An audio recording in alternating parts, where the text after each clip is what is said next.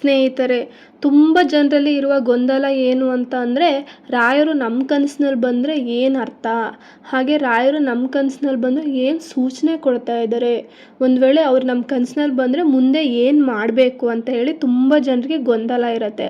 ಇನ್ನು ಇದೇ ರೀತಿ ಮಂತ್ರಾಕ್ಷತೆ ಕನಸಲ್ಲಿ ಬರುವಂಥದ್ದು, ತುಳಸಿ ಗಿಡ ಕನಸಿನಲ್ಲಿ ಬರುವಂಥದ್ದು, ಅಥವಾ ರಾಯರ ಬೃಂದಾವನ ಕನಸಿನಲ್ಲಿ ಬರುವಂಥದ್ದು, ಹಾಗೆ ರಾಯರ ಮಠಗಳು ಕನಸಿನಲ್ಲಿ ಬರುವಂಥದ್ದು, ಈ ಥರ ಎಲ್ಲ ಬಂದರೆ ರಾಯರು ಏನು ಸೂಚನೆ ನೀಡ್ತಾ ಇದ್ದಾರೆ ಅಂತ ಹೇಳಿ ತುಂಬ ಜನರಲ್ಲಿ ಪ್ರಶ್ನೆ ಇರುತ್ತೆ. ನೋಡಿ, ರಾಯರು ಕನಸಿನಲ್ಲಿ ಬರೋದಕ್ಕೆ ಹಲವಾರು ಕಾರಣಗಳಿರುತ್ತೆ. ಅದು ಒಳ್ಳೆಯ ಸೂಚನೆಯ ಹೊರತು ಕೆಟ್ಟ ಸೂಚನೆಯಂತೂ ಆಗಿರೋದಿಲ್ಲ. ಇನ್ನು ರಾಯರು ಕನಸಿನಲ್ಲಿ ಬರ್ತಾರೆ ಅಂತ ಅಂದರೆ ಅದು ಅಷ್ಟು ಸುಲಭದ ಮಾತೇ ಅಲ್ಲ, ಆಶ್ಚರ್ಯದ ಸೂಚನೆ. ನಿಮ್ಮ ಜನ್ಮ ಜನ್ಮದ ಪುಣ್ಯವೇ ಸರಿ ರಾಯರು ನಿಮ್ಮ ಕನಸಿನಲ್ಲಿ ಬರ್ತಾರೆ ಅಂತ ಹೇಳಿದ್ರೆ.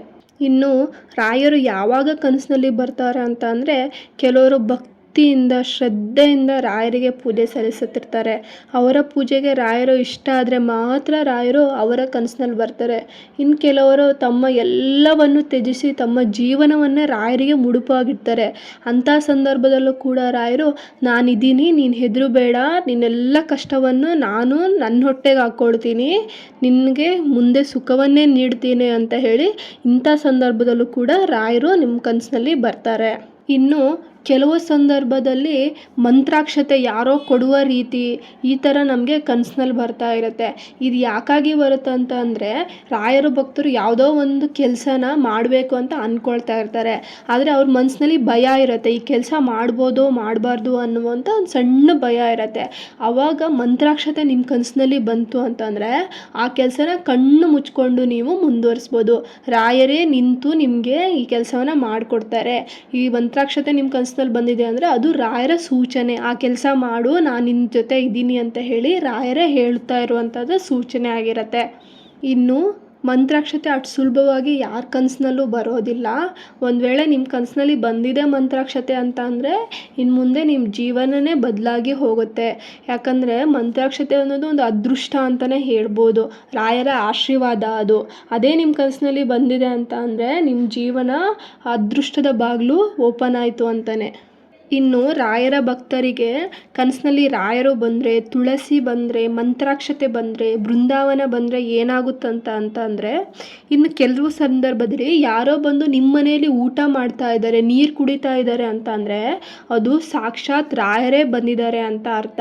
ಇನ್ನು ರಾಯರು ನಮ್ಮ ಕನಸಿನಲ್ಲಿ ಬಂದಿದ್ದಾರೆ ಅಂತ ಅಂದರೆ ಅದು ಒಳ್ಳೆಯ ಸೂಚನೆ ಆಗಿರುತ್ತೆ. ಕಷ್ಟಗಳೆಲ್ಲ ಕಳೆದು ಸುಖದ ಸುಪ್ಪತ್ತಿಗೆ ನಿಮ್ಮನ್ನು ಹುಡುಕಿ ಬರುವ ಸೂಚನೆ ಆಗಿರುತ್ತೆ. ಸಾಕ್ಷಾತ್ ರಾಘವೇಂದ್ರ ಸ್ವಾಮಿಗಳೇ ನಮ್ಮ ಕನಸಿನಲ್ಲಿ ಬರ್ತಾ ಇದ್ದಾರೆ ಅಂತ ಹೇಳಿದ್ರೆ ನಮ್ಮ ಅದೃಷ್ಟದ ಬಾಗಿಲು ಓಪನ್ ಆಗಿದೆ ಅಂತಲೇ ಅರ್ಥ ಅಲ್ವಾ.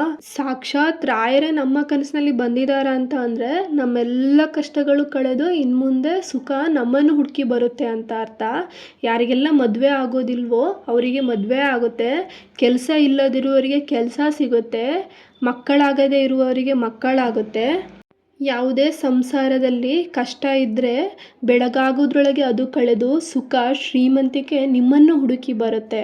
ಇನ್ನು ಕೆಲವರು ಅಂದ್ಕೊಳ್ತಾ ಇರ್ತೀರಾ, ನಾನು ಪ್ರತಿದಿನ ಭಕ್ತಿಯಿಂದ ರಾಯರಿಗೆ ಪೂಜೆ ಮಾಡ್ತಾ ಇದ್ದೀನಿ, ಸೇವೆ ಸಲ್ಲಿಸ್ತಾ ಇದ್ದೀನಿ, ಆದರೆ ಒಂದಿನವೂ ಕೂಡ ನನಗೆ ರಾಯರಾಗಲಿ, ಮಂತ್ರಾಕ್ಷತೆ ಆಗಲಿ, ಬೃಂದಾವನ ಆಗಲಿ, ತುಳಸಿ ಆಗಲಿ ಕನಸಿನಲ್ಲಿ ಬಂದಿಲ್ಲ ಅಂತ ಅಂದರೆ ನೀವು ಚಿಂತಿಸುವ ಅಗತ್ಯ ಇಲ್ಲ.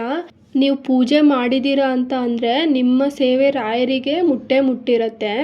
ಇನ್ನು ನಿಮ್ಮ ಕನಸಿನಲ್ಲಿ ರಾಯರು ಬರಬೇಕು ಅಂತ ಅಂದರೆ ನೀವೇನು ಮಾಡಬೇಕು ಅಂದರೆ, ಪ್ರತಿದಿನ ರಾತ್ರಿ ಮಲಗುವ ಮುನ್ನ ಕೈಕಾಲು ಮುಖ ತೊಳೆದು ದೇವರ ಮನೆಯಲ್ಲಿ ಕೂತು ಭಕ್ತಿಯಿಂದ ಈ ಒಂದು ಮಂತ್ರವನ್ನು ಭಕ್ತಿಯಿಂದ 3 ಸಾರಿ ಜಪಿಸಿ.